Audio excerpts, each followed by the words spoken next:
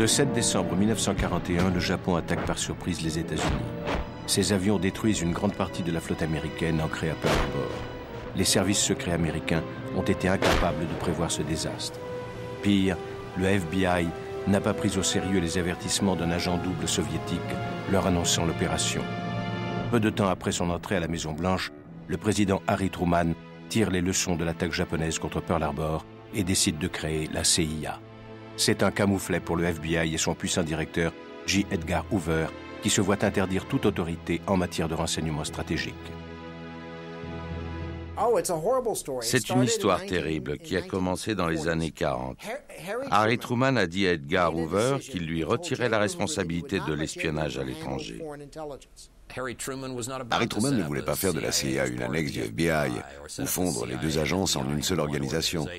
Ça lui rappelait la Gestapo ou le KGB. Et Truman, à contre-cœur, a créé la CIA, à notre plus grand désespoir.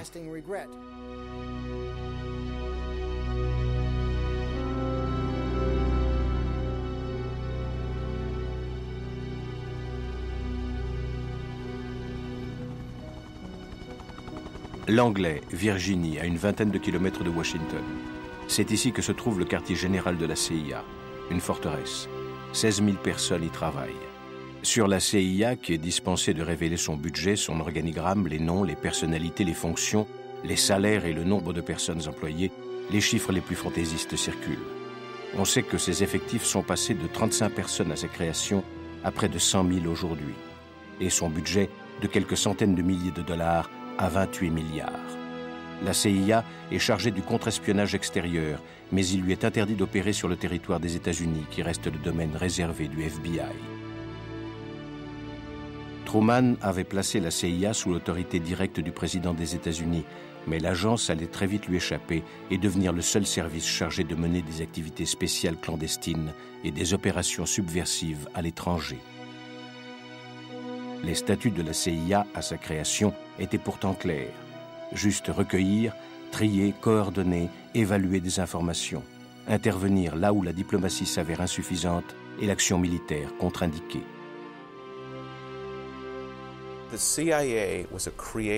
La CIA est née avec la guerre froide. Elle n'avait qu'une seule et unique fonction, prédire quand, comment et à quel endroit précis l'Union soviétique allait attaquer les États-Unis. Elle n'a été créée que pour cela, après l'attaque de Pearl Harbor et l'échec de nos services secrets. Et du début des années 50 jusqu'à la fin des années 80, notre mission consistait essentiellement à percer les plans et les intentions du Politburo à Moscou.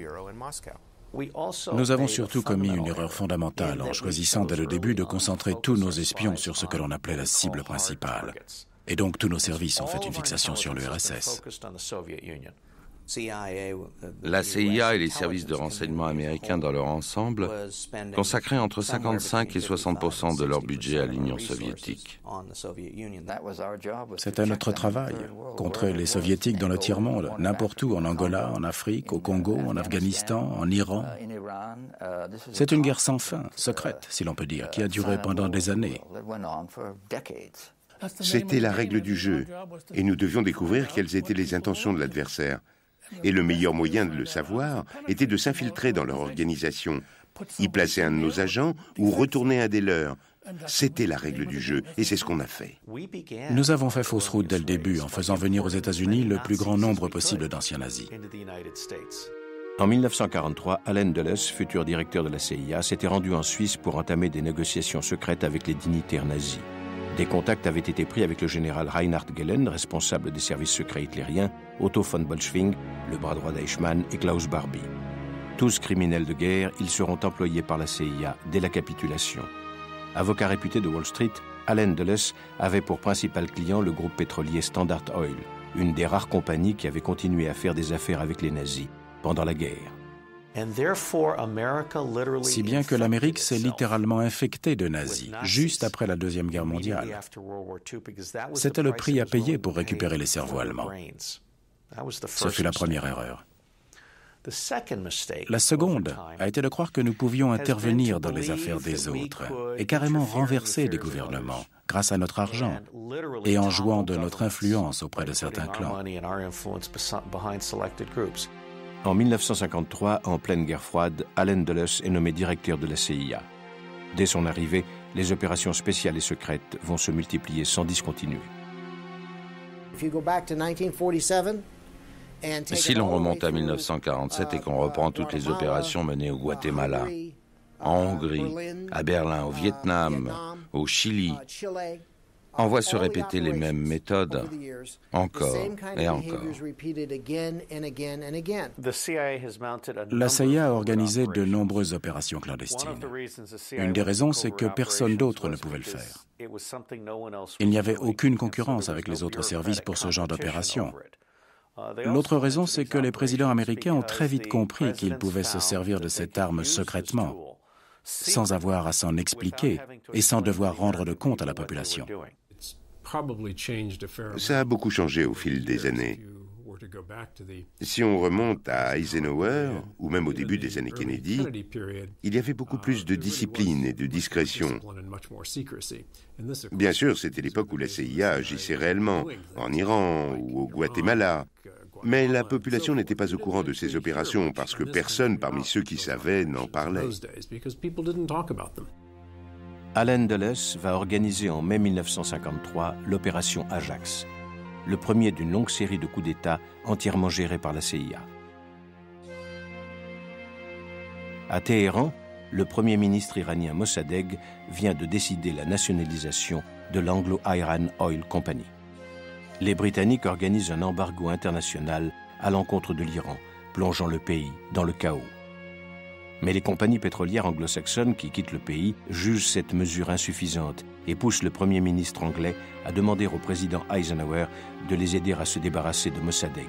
C'est Allen Dulles qui mettra au point son renversement et le retour au pouvoir du jeune Shah Reza Pahlavi qui dirigera le pays jusqu'à sa chute 25 ans plus tard. Ça n'a pas été un coup d'État parfaitement organisé. C'était plutôt quelque chose d'assez fou. Et vous savez qui était derrière tout ça? British Petroleum, BP. Le Premier ministre anglais est venu voir Eisenhower et lui a dit « Nous risquons de perdre les puits de pétrole iraniens, et nous en avons besoin, comme vous avez besoin de ceux de l'Arabie Saoudite. » Et les Américains y sont allés. Macmillan était Premier ministre à l'époque. Il a pratiquement forcé Eisenhower et Allen Dulles à intervenir et prendre en main la situation sur place.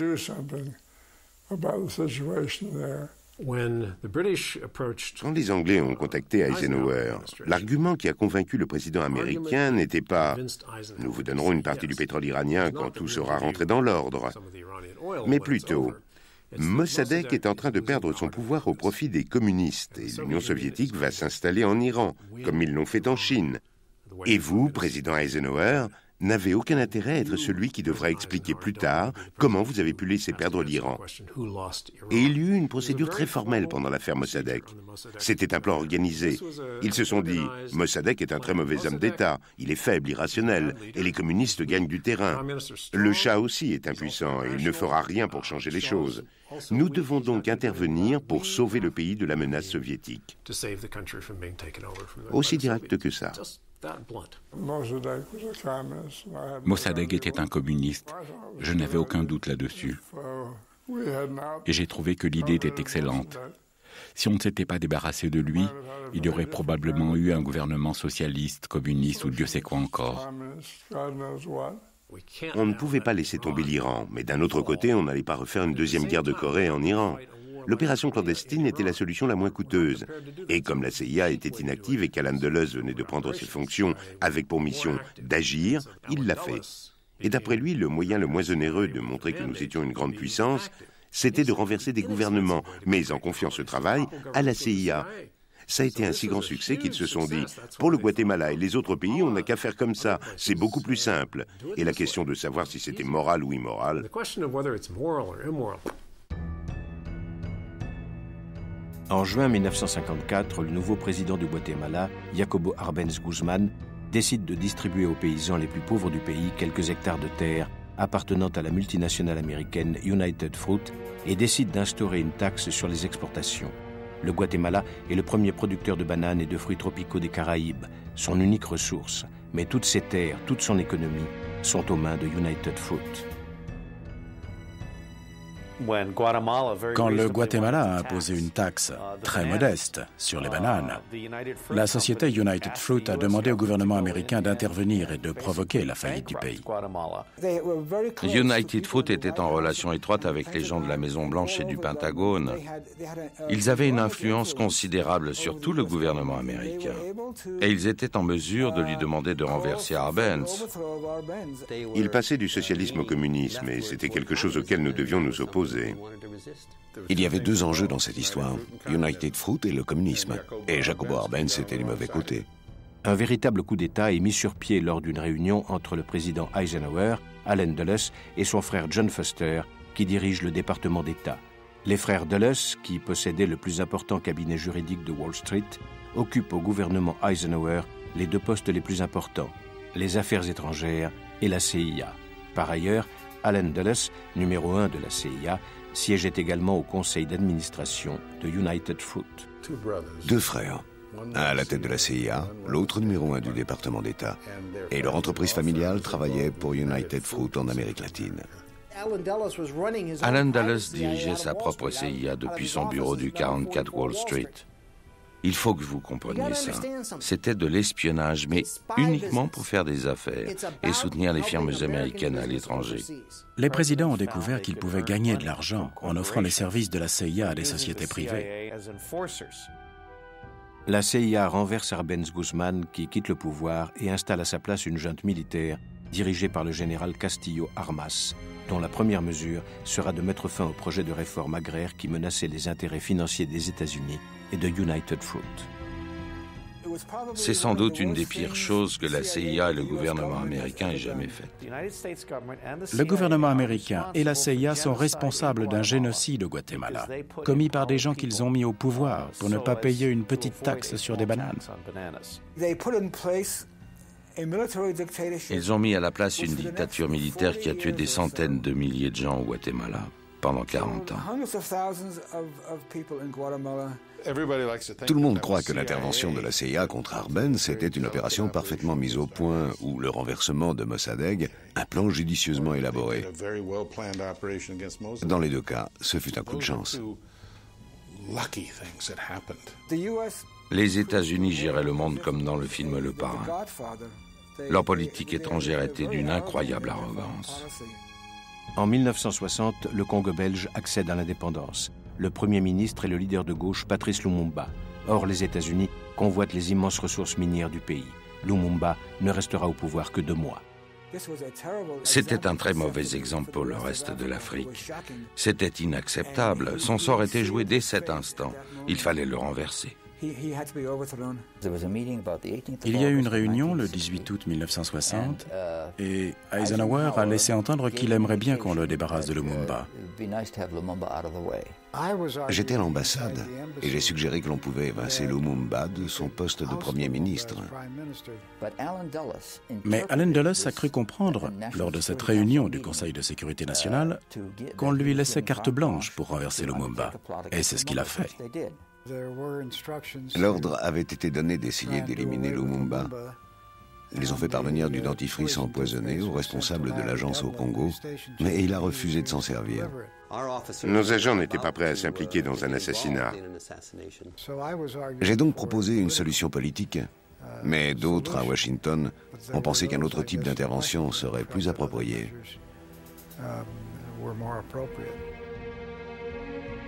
Allen Dulles avait ordonné l'assassinat de Lumumba. En 1975, une commission d'enquête parlementaire conclura que le président Eisenhower avait donné son accord. Le général Mobutu, qui s'était emparé du pouvoir, fit exécuter Lumumba d'une balle dans la tête avant de faire dissoudre son corps dans un bain d'acide. Frank Carlucci, futur sous-directeur de la CIA, était en poste au Congo lors du coup d'État. On m'a accusé d'être responsable de l'assassinat de Lumumba. C'est totalement absurde, évidemment. L'idée qu'un jeune officier des affaires étrangères puisse donner le feu vert à l'assassinat d'un Premier ministre est tout simplement stupide. Il a réussi à s'échapper de sa prison et à se cacher. Mais la CIA a fini par le retrouver et l'a livré à un de ses pires ennemis, au Congo. Et il a été exécuté. La CIA était évidemment intervenue dans cette affaire. Ce qu'il ne faut pas oublier, c'est comment l'Amérique était dirigée à cette époque. La CIA avait pour mission d'être du côté des dictateurs et de les aider à s'imposer à la population. Il y a sans doute eu des endroits, que ce soit au Guatemala dans les années 50 ou en Iran au début, qui feront dire à certains que les agissements de la CIA étaient injustes. Juste ou injuste, ça c'est une autre question. Mais la CIA ne servait qu'à ça, organiser des opérations clandestines. Dans les années 50, à l'époque des interventions de l'agence en Iran ou en Amérique centrale, la CIA a cru, mais c'était une illusion, qu'elle pouvait faire tout ce qu'elle voulait sur l'ensemble de la planète.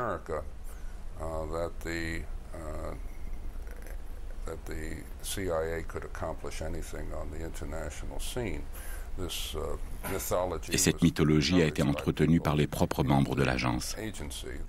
Et la CIA s'est sentie invincible. Le problème, c'est qu'à la longue, ils ont fini par croire à leur propre mythe. Ils ont pu garder leur emprise, leur budget et leur pouvoir parce qu'ils étaient en mesure d'affirmer au président des États-Unis la chose suivante. En dernier ressort, si vous avez un vrai problème, nous pouvons intervenir et renverser le gouvernement d'un pays et mettre quelqu'un d'autre à sa place. Nous pouvons vous donner ce pouvoir. Le problème majeur, c'est que les gens de la CIA le croyaient vraiment. Ils se trouvaient plutôt bons pour ça. Alors ce type, Castro, ça ne devait pas être plus dur qu'un autre. Nous avons cru que nous pouvions traiter Cuba comme une quelconque république bananière. Mais Cuba s'est révélée un peu plus forte et un peu plus douée que les bureaucrates américains ne l'avaient imaginé. Y nuestra, de todos, de los revolucionarios, de los patriotas, será la misma suerte. Y de todos será la victoria. À Cuba, Fidel Castro, qui vient de chasser le dictateur Batista, nationalise les plantations de sucre détenues par les Américains. Dès le lendemain, commence l'escalade. Fin des prêts à Cuba, rupture des relations diplomatiques entre les deux pays et accord commercial soviéto-cubain. Castro défie Washington et s'affiche avec le chef du Kremlin, Khrouchtchev. Il était un très mauvais exemple pour les autres pays d'Amérique latine. L'idée qu'une petite île se rebelle contre Washington et déclare qu'elle ne serait plus un pays satellite, c'était inadmissible. C'est Eisenhower qui avait remis à John Kennedy, le jour même de la passation de pouvoir, le dossier Baie des Cochons. Un complot organisé par Richard Nixon, qui était alors persuadé d'être élu contre Kennedy en 1960, et Allen Dulles. Kennedy avait donc hérité du projet mis au point par la CIA, le renversement de Castro grâce à un débarquement dans la baie des Cochons. Il a donné son accord. Il était à la recherche d'une initiative, on lui a proposé la baie des Cochons et il en a accepté l'idée. Kennedy venait d'occuper le bureau présidentiel juste après son élection. On lui parle de la baie des Cochons, il déteste ça, mais il y va quand même. Et c'est un désastre intégral. La CIA envoya au suicide 1500 exilés cubains peu expérimentés, en espérant que Kennedy, devant le désastre, se sentirait obligé de dépêcher l'armée américaine en renfort. Mais Kennedy refusa et l'opération échoua. La CIA lui attribua la totalité de l'échec de la baie des Cochons.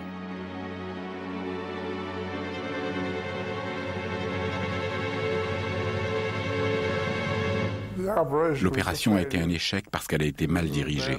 Point final. Je crois qu'il l'a accepté parce qu'il n'avait pas de meilleure idée, et son équipe non plus. Alors il a fait avec ce qu'il avait sous la main. Ça a été une opération militaire mal préparée. Et les informations fournies étaient mauvaises.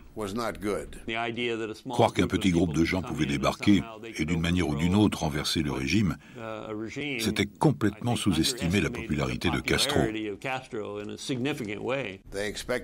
Ils espéraient que des Cubains allaient se joindre à nous, mais ils ne l'ont pas fait. Leur stratégie militaire était mauvaise, mais ils nous ont quand même forcés à y aller. La CIA avait prévenu que ça ne pouvait réussir que si les États-Unis étaient prêts à soutenir les insurgés militairement. Et au dernier moment, le gouvernement a décidé de ne pas leur fournir de soutien militaire lors du débarquement de la baie des Cochons. Et tout a raté. Nous étions furieux après l'affaire de la baie des Cochons, parce qu'on s'est senti entièrement responsable de cet échec. Et il y avait bien sûr des gens qui étaient en colère, révoltés contre le président. Ils détestaient Kennedy.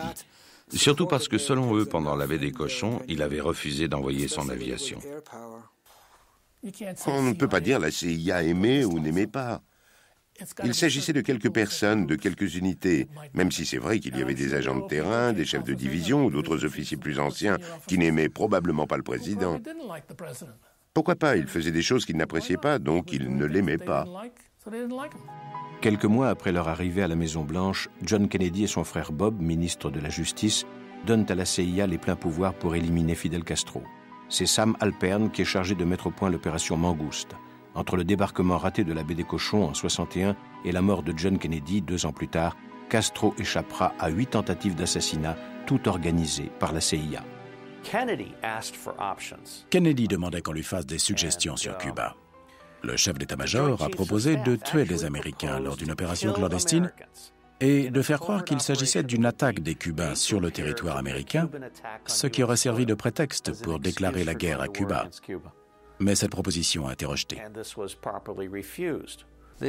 À l'époque, la CIA cherchait toutes sortes de moyens pour en finir avec Castro. Et il y a eu 8 ou peut-être 18 tentatives d'assassinat contre Castro. Faire exploser son cigare ou l'équivalent.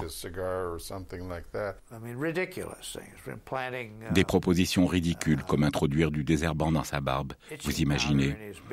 Des choses complètement inefficaces afin d'essayer d'affaiblir son autorité. Je crois qu'il y a eu 20 ou 30 tentatives pour éliminer Castro. 8 me paraît plus crédible. 25, personne ne peut avoir autant de chance. Kennedy était obsédé par Castro. Robert Kennedy. Je ne sais plus lequel des deux nous poussait le plus. On avait surtout affaire à Bobby plutôt qu'à Jack. John Kennedy était au courant de tout. Robert Kennedy était au courant de tout. Je n'ai jamais pu comprendre pourquoi ils étaient à ce point contre Cuba. La seule explication, c'est leur propre sentiment, leur propre égocentrisme. C'était un problème qu'ils n'arrivaient pas à résoudre, et ils n'avaient pas l'habitude de voir quoi que ce soit leur résister. Ils étaient toujours au-dessus de tout, mais cette fois, ils ne l'étaient pas, et ils ne pouvaient rien faire. Alors tout le monde, y compris la totalité du gouvernement américain, devait les aider à régler ce problème. John Kennedy ne sait plus comment faire pour neutraliser Allen Dulles et la CIA. L'agence est en train de devenir un État dans l'État. Toutes les tentatives pour renverser Castro ont échoué, mais Allen Dulles, devenu incontrôlable, mène une campagne de propagande qui attribue à Kennedy tous les échecs de la CIA depuis le ratage de la baie des Cochons. Et il était absolument hors de lui. S'il avait pu, il aurait démoli la CIA. Il était dans une telle rage qu'un mois avant sa mort, il a dit « Je vais prendre la CIA, la mettre en pièces et la répandre aux 4 vents. » Vous avez déjà vu des petits bouts de CIA? Je n'en ai vu nulle part. Personne n'a jamais réussi à la démanteler, la CIA.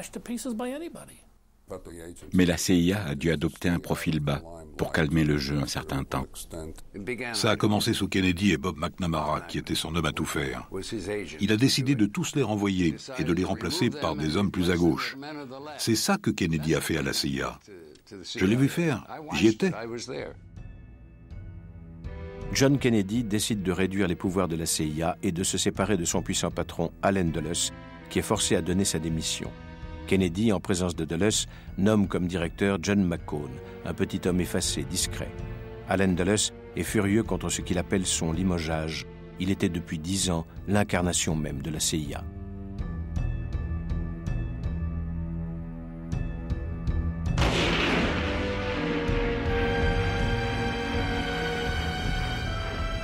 Au lendemain de l'assassinat de John Kennedy, son frère Bob se précipite chez John McCone, le nouveau directeur de la CIA, et ne lui pose qu'une question. Est-ce que la CIA a assassiné mon frère? La question a été soulevée après l'assassinat du président en novembre 1963.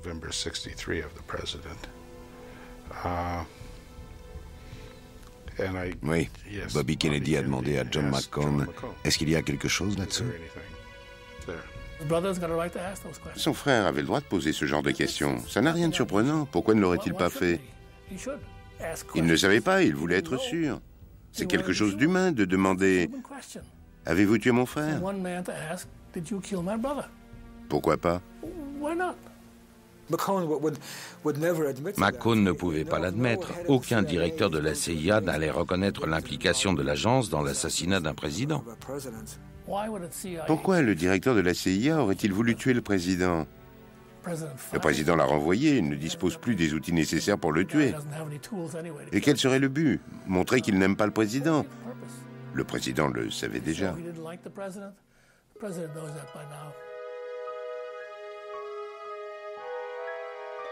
La commission Warren est chargée par le nouveau président Lyndon Johnson de faire toute la lumière sur l'assassinat de Kennedy. Mais curieusement, l'enquête est confiée à Allen Dulles alors que Kennedy et lui se haïssaient et qu'il lui devait d'avoir perdu son poste. Dulles se fait filmer à Dallas. Il est aidé dans ses investigations par Charles Cabell, qui fut son sous-directeur à la CIA. Cabell est le frère du maire de Dallas. Quelques mois plus tard, le juge Warren rend ses conclusions en présence de Lyndon Johnson. Il n'y a eu aucun complot et Lee Harvey Oswald a agi seul.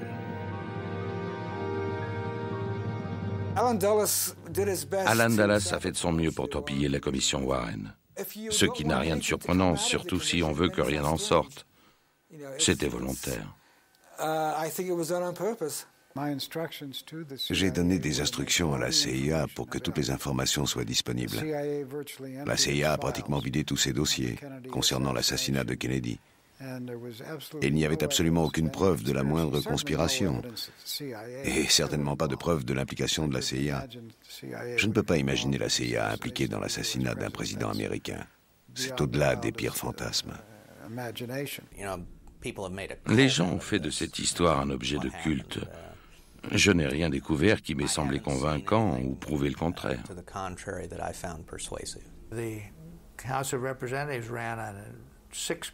Le Congrès a dépensé 6 millions de dollars pour les besoins de l'enquête.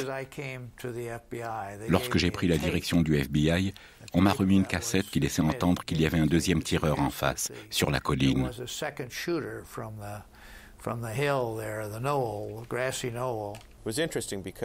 C'est intéressant parce que lorsque je suis entré à la CIA, j'ai découvert qu'un Français prétendait savoir beaucoup de choses sur l'assassinat de Kennedy. Je n'ai pas le droit de vous en dire plus, mais il avait donné pas mal de détails. J'avais très envie de lire son témoignage, par simple curiosité, à titre personnel. Et j'ai demandé le dossier. On m'a répondu que c'était un dossier top secret, très délicat, scellé avec de larges bandes noires, et que personne ne pouvait le consulter, en dehors du directeur de la CIA ou du responsable des opérations. J'ai attendu le samedi suivant, j'étais de permanence, et j'ai rédigé une lettre m'autorisant à consulter le dossier. Je l'ai glissé entre les formulaires à faire signer par le directeur des opérations, et j'ai déposé le tout sur son bureau. Il était débordé, et il a tout signé, sans les lire. J'avais enfin la permission de consulter le dossier. C'était un dossier énorme, 12 volumes, entièrement sur l'assassinat de Kennedy.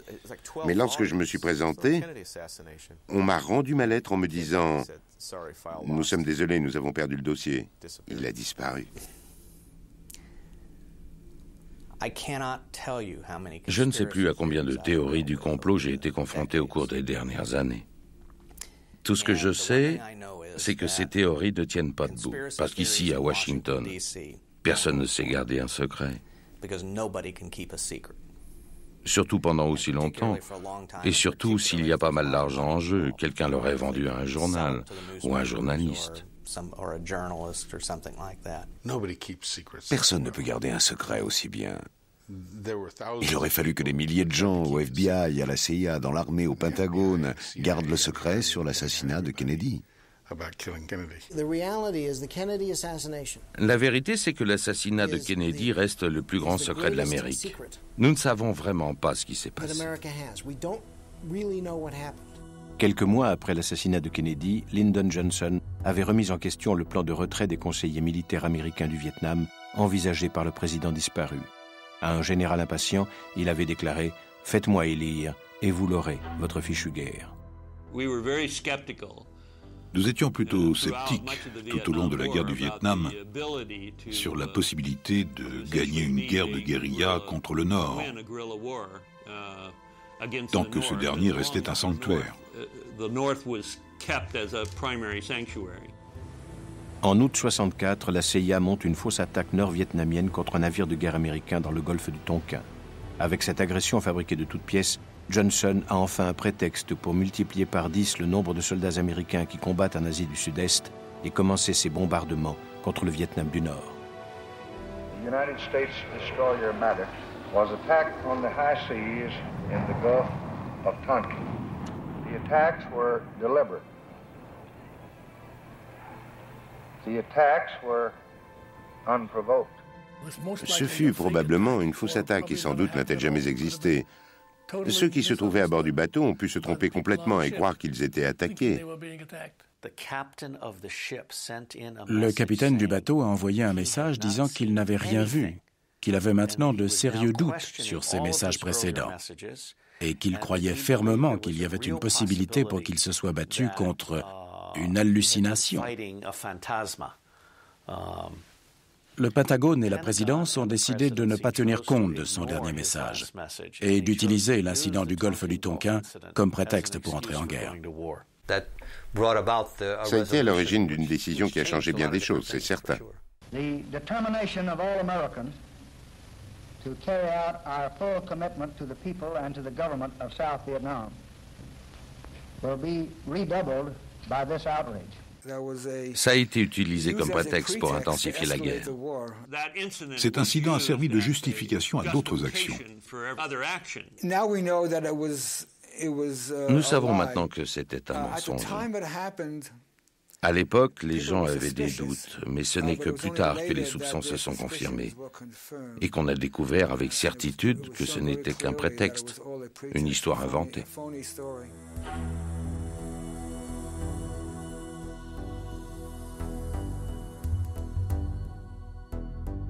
Au Vietnam se met en place l'opération Phoenix. La CIA est chargée d'appliquer purement et simplement un programme d'assassinat ciblé de civils, enseignants, médecins, cadres, pour paralyser le pays. Des équipes spéciales sont formées par des instructeurs américains de la CIA.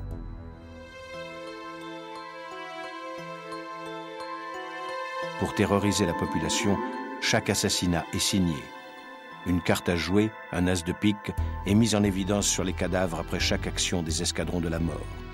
La plupart des victimes ont été torturées avant d'être exécutées. William Colby, le responsable de la CIA qui dirigeait l'opération, sera nommé quelques années plus tard directeur de l'agence. Le but de l'opération Phoenix était de détruire l'infrastructure nord-vietnamienne. Il voulait éliminer toute personne ayant le moindre contact avec le Viet Cong. C'était une opération clandestine qu'on nous a demandé de mener pour entraver l'effort nord-vietnamien. Bill Colby était derrière Phoenix, une opération qui a tué beaucoup de Vietnamiens. Est-ce que j'ai envie de remuer tout ça à nouveau? Probablement pas. Ça a été mis au point en grande partie par Bill. C'est lui qui l'a organisé. Mais c'était un dispositif défensif destiné à protéger nos propres opérations. Bill Colby m'avait juré que l'opération avait été relativement propre et sans bavure. Ils ont simplement tué tous ceux qu'ils soupçonnaient d'avoir le moindre lien avec le Viet Cong. Je ne parle pas seulement des soldats, mais aussi des civils. Ça a été un massacre effroyable. Les villages stratégiques, la pacification des campagnes, en général, tout cela échoue dans un contexte révolutionnaire. Cela faisait partie d'un ensemble de pratiques. Et Lyndon Johnson s'est retrouvé totalement embourbé au Vietnam. I got a letter from LBJ. It said this is your lucky day. Time to put your khaki trousers on. We've got a job for you to do. Dean Rusk has caught the Asian flu and we are sending you to Vietnam. En 4 ans, le corps expéditionnaire américain passera de 20 000 hommes à 540 000. Un ancien employé du Pentagone fournit au New York Times un dossier confidentiel sur les origines de l'engagement américain au Vietnam et les mensonges de l'administration Johnson. Nous avons envahi le Cambodge, nous avons bombardé le Cambodge, et le Pentagone falsifiait les documents pour démontrer que nous bombardions uniquement le Vietnam. Ils ont confondu une guerre civile avec une guerre contre le communisme. 55 000 Américains ont laissé leur vie dans cette aventure, et 1 million de Vietnamiens. Les États-Unis violaient la Convention de Genève. Les États-Unis commettaient des crimes de guerre. Et le peuple américain n'était pas conscient que ces crimes de guerre étaient en train d'être perpétrés en son nom. Très peu de gens savaient toutes ces choses horribles que la CIA a pu faire. L'opération Chaos, qui débute sous Johnson et ira en s'amplifiant sous son successeur Richard Nixon, vise les gauchistes, les subversifs, tous accusés d'être manipulés par des puissances étrangères. Plus de 10 000 Américains, professeurs, étudiants, journalistes, hommes politiques, étaient espionnés, surveillés, mis sur écoute par la CIA depuis des années. Des unités spéciales de renseignement effectuaient des cambriolages, des perquisitions, ouvraient le courrier de citoyens dont le seul crime consistait à être en désaccord avec la politique de leur gouvernement. Pas seulement la CIA. Tous les services de renseignement espionnaient les étudiants et abusaient de leur pouvoir. Le FBI enquêtait sur des groupes uniquement à cause de ce qu'ils étaient et sans disposer de la moindre information suggérant que ces groupes étaient illégaux, engagés dans des activités illégales ou en train d'en préparer. Cela faisait partie de l'opération Chaos. Démanteler toute forme de protestation, interrompre toute discussion contre la politique du gouvernement. Ils avaient pris pour cible les mouvements pacifistes et certains journalistes, dont quelques-uns furent mis sur écoute. Beaucoup de gens se sont retrouvés visés par cette opération qui consistait à dresser des listes d'ennemis potentiels. Une longue tradition dans l'histoire de ce pays. L'interception du courrier était quelque chose dans laquelle j'ai été impliqué et que j'ai supprimé dès que j'ai été nommé directeur. Je ne pense pas qu'un service de renseignement américain puisse prendre des Américains pour cible. Il y a une différence entre espionner des terroristes et violer la vie privée de ses propres citoyens. La CIA faisait tout ça à la demande du gouvernement Johnson. Et ceux qui accusaient l'agence auraient mieux fait de dénoncer le président Johnson et son administration. Espionner ses compatriotes, ce qui semble être le comportement le plus contraire au fondement de la Constitution de ce pays, était une pratique courante depuis Hoover, Van Demon et Nixon. Ils l'ont tous fait. Et Richard Nixon y croyait si fermement qu'il en a fait une des bases de sa politique. C'est ça le grand scandale. Nous avons vécu une période où les lois étaient bafouées sous Nixon. Et la CIA y était impliquée. Le 17 juin 1972, en pleine campagne présidentielle, 5 hommes sont appréhendés alors qu'ils s'introduisaient dans l'immeuble du Watergate. Déguisés en plombiers, ces anciens agents de la CIA avaient été chargés par Richard Nixon d'inspecter les locaux du Parti démocrate. Presidential Press Secretary Ron Ziegler today called the incident a third-rate burglary and nothing the president would be concerned with. 4 of the men arrested were Cuban nationals now living in Miami. And the 5th, James McCord, was a former FBI and CIA agent recently employed as a security aide by the Republican National Committee and the Committee to re-elect the president. Des informations ont commencé à filtrer sur les liens entre la CIA et le cambriolage du Watergate. Quelques agents à la retraite qui avaient travaillé auparavant pour la CIA étaient impliqués. I was appalled at this senseless, illegal action. And I was shocked to learn that employees of the re-election committee were apparently among those guilty. Quand il a été mis en cause personnellement, on a découvert ses limites, parce qu'il a fait des erreurs terribles en essayant de se défendre. Nixon, qui entame sa campagne pour sa réélection, est persuadé d'avoir étouffé le scandale du Watergate.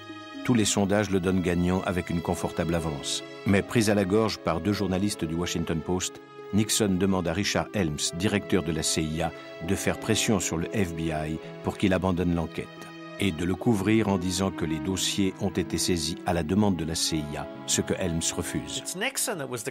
C'était Nixon le criminel, pas la CIA. Et la CIA a refusé de couvrir Nixon comme il le lui ordonnait. Le président Nixon utilisait la CIA pour bloquer l'enquête du FBI. Il a voulu que la CIA signe un document, et j'ai refusé. Nixon a demandé à Helms de le faire, et Helms a dit non. Nous ne dirons jamais qu'il s'agit de sécurité intérieure et la CIA ne sera pas impliquée dans cette histoire. Et Helms a perdu son poste. Le directeur le plus populaire de la CIA était en réalité le pire, Richard Helms. Il l'adorait, Helms. On l'appelait le directeur Tefal, parce que tout ce qui était gênant glissait sur lui, sans s'attacher, sauf le Chili. En 1971, Salvador Allende, le candidat socialiste, remporte les élections à la présidence du Chili. C'en est trop pour Richard Nixon qui, horrifié, donne carte blanche au directeur de la CIA, Richard Helms, pour empêcher son entrée en fonction. C'est une formule de journaliste, carte blanche. Combien de fois vous donne-t-on vraiment carte blanche?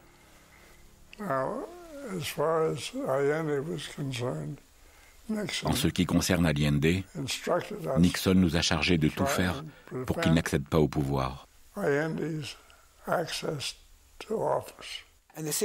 Et la CIA a créé toutes les conditions pour que le chaos s'installe au Chili. Un chaos économique et social, afin de donner aux militaires un prétexte pour intervenir et renverser le gouvernement.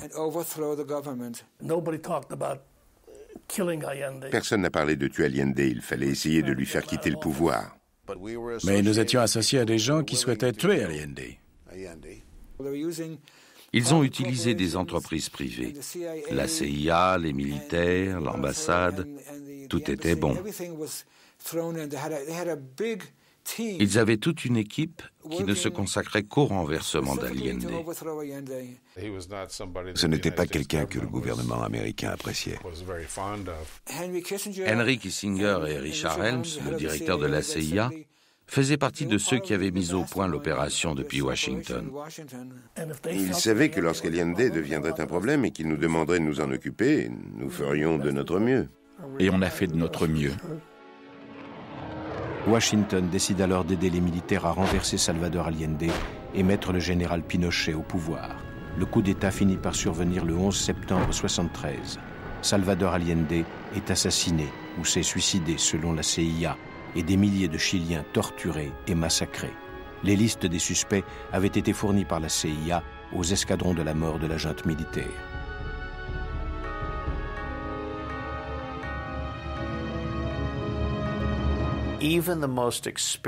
Même les agents de la CIA les plus expérimentés, des gens qui ont 20 ou 30 ans de maison, ne réalisent pas encore combien la CIA a pu commettre d'assassinats ou d'opérations clandestines.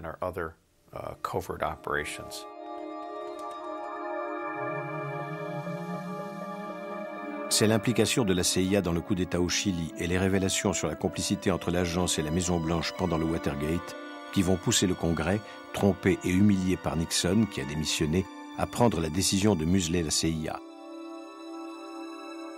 En 1976, les auditions des directeurs de la CIA devant les commissions sénatoriales Church et Pike vont bouleverser les Américains. Rien ne sera plus jamais comme avant. Le spectacle est ahurissant. Le soutien de la CIA au général Pinochet et sa participation au renversement du régime socialiste d'Allende, mis à jour par le rapport Church, vont éclabousser le secrétaire d'État Henry Kissinger. The attempt of the United States government was not to destabilize or to subvert it, but to keep in, but to keep in being those political parties that had traditionally contested the elections. And our concern was with the election in 1976, and not at all with a coup in 1973 about which we knew nothing. Henry Kissinger n'était pas très heureux des révélations à venir des commissions Church et Pike, parce qu'il était très vivement critiqué à propos de ce qu'il avait dit ou fait. Le Chili est l'exemple même d'un abus de pouvoir des Américains, un abus de pouvoir de Kissinger et des entreprises qui le poussaient à agir. C'est au tour de Richard Helms d'être appelé à la barre. Il n'avait jamais dit un mot en public, jamais accordé le moindre entretien. Le Washington Post écrit « Helms, déposant sous serment, a souvent été proche du parjure.